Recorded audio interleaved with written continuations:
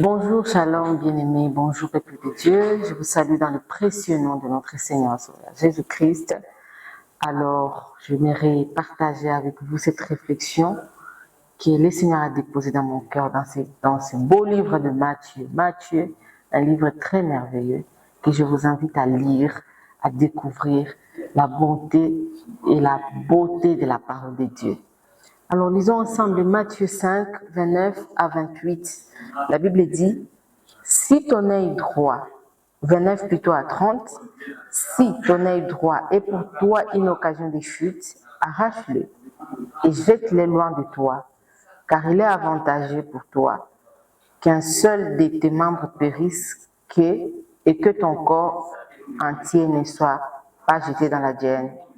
Et si ta main droite est pour toi une occasion de chute, coupe-la et jette-la loin de toi, car il est avantageux pour toi qu'un seul de tes membres périsse et que ton corps entier n'aille pas dans la géhenne. Amen. Bien-aimés, si on réfléchit sur cette parole de Dieu, cette parole qui se trouve dans Matthieu 5 plutôt, 29 à 30, on voit une décision radicale et directe de Jésus. Il n'est pas passé par deux chemins, il n'a pas réfléchi deux fois. Et il part à une décision qui est vraiment extrême. Il parle de couper les organes. Couper, si ta main droite est pour toi une occasion de chute, coupe. Il n'a même pas dit remets dans le sac ou bien cache-les. Non, il a dit coupe. Mais la question qui revient, est-ce qu'on va couper les organes? Est-ce qu'on va couper les yeux? Est-ce qu'on va vraiment réellement couper les organes? Non. Ce n'est pas ce que Jésus veut nous dire ici. Ici, la pensée du Maître, c'est de nous dire, de nous éloigner, donc d'être strict avec tout ce qui est comme péché, d'être vraiment strict.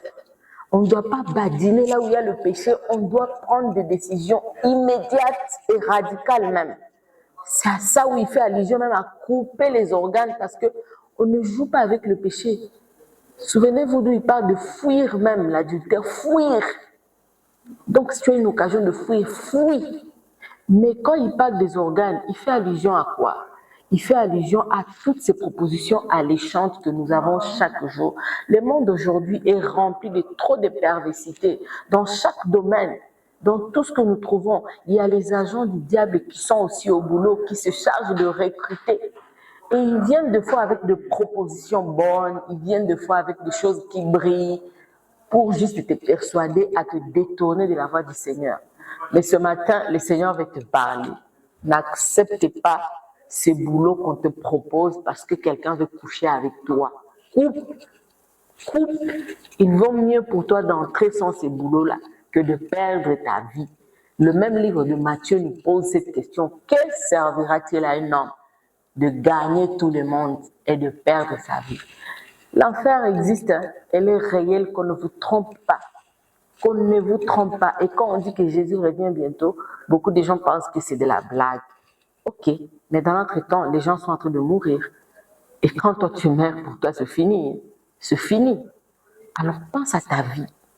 Qu'est-ce que tu veux mettre en avant? Qu'est-ce que tu veux échanger? Qu'est-ce que tu veux gagner en échange de ton âme?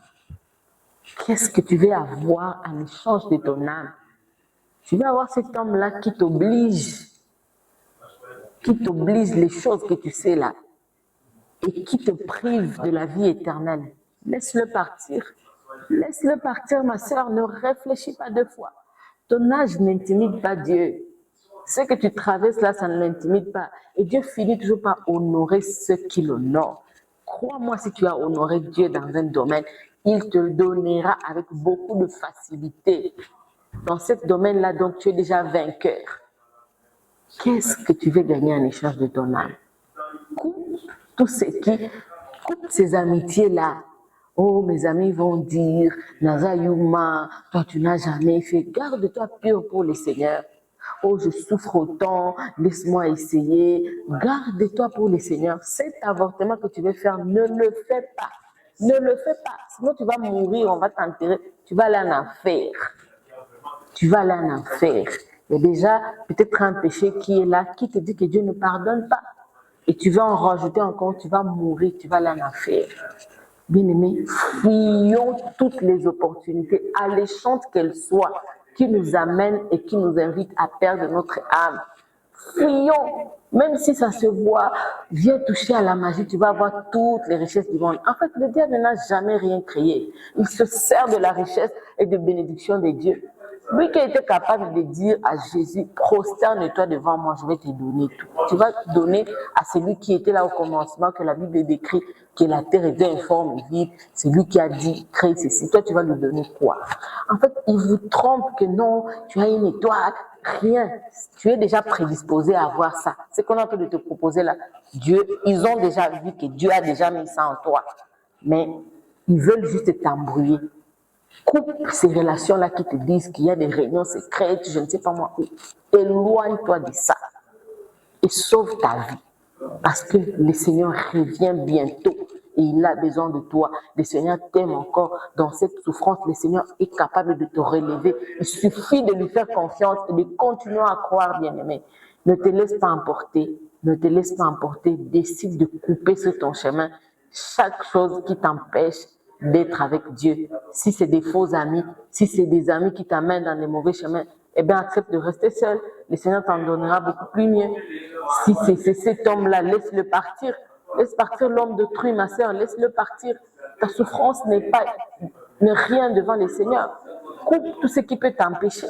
Si tu meurs aujourd'hui dans cette relation que tu entretiens, tu iras où? Tu iras où? Et ils sont là à vous tromper tout le temps. Je vais laisser ma femme pour toi. C'est faux. C'est faux. Tout ce qu'Agar a fini par avoir, c'était une bouteille de l'eau. Mais Sarah est restée dans la promesse. Fuis le péché, ma sœur. Fuis le péché, mon frère. Que le Seigneur nous aide à avoir le dégoût du péché, à couper, à nous éloigner de tout ce qui peut faire que nous puissions nous détourner de la voie du Maître. Que Dieu bénisse sa parole, que Dieu nous bénisse, que Dieu nous soutienne. Shalom, que Dieu vous bénisse. Je vous aime.